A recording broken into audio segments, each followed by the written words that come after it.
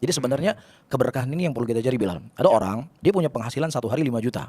Tapi ada orang yang dia punya penghasilan satu hari 100.000 atau 50.000. Nah bisa jadi orang yang punya penghasilan 50.000 itu senyumnya lebih lebar, hidupnya lebih tenang, waktunya lebih banyak. Kenapa? Karena keberkahan tadi.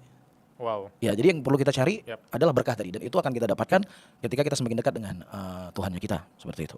Tadi ada kutipan yang menarik ya dari sisi sebenarnya sholat itu kalau dilihat bukan sekedar praktis kita sebagai muslim, tapi sebagai tempat untuk kita menjalani aktivitas sehari-hari. Ada fase kita ups and downs, itu kita kayak HP, perlu dicas. Kalau baterai sudah lemot sekali misalnya, udah low bar sekali, kita perlu ngecas lagi untuk menambah energi baterai itu. Dari sisi ini sebagai manusia kita harus balik 5 kali sehari untuk bisa terkoneksi lagi dengan spiritual kita kepada Tuhan gitu ya. Itu kacamata yang menarik ketika melihat sisi sholat, karena selama ini ya orang sholat doang, praktis doang, tapi itu sebagai apa ya, sebagai aktivitas sederhana ya, udah 5 kali sehari udah, tapi sisi spiritualnya malah terlupakan. Terus sisi disiplin juga. Ya, disiplin juga jelas. Jadi juga Bilal, kita dalam kehidupan sehari-hari ya, kadang-kadang kita suka WA seseorang atau telepon seseorang, di reject atau enggak dibalas ya. Kadang-kadang kan ini membuat sesuatu kita jadi sempit hati ya. Saya kok nggak dibalas ya WA saya kok nggak diangkat telepon saya.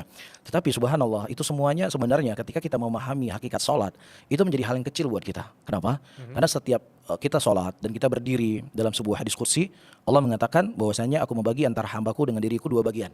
Jadi ketika kita membaca dalam sholat kita alhamdulillahirabbil alamin, Allah akan menjawab, hambaku telah memujiku. Jadi ini yang menciptakan kita, ini memberikan rezeki kepada kita. Setiap apa yang kita keluarkan dari lisan kita, Allah menjawab. Sholat itu bukan hanya gerakan badan, tapi ada sesuatu rahasia-rahasia yang indah buat kehidupan seorang manusia.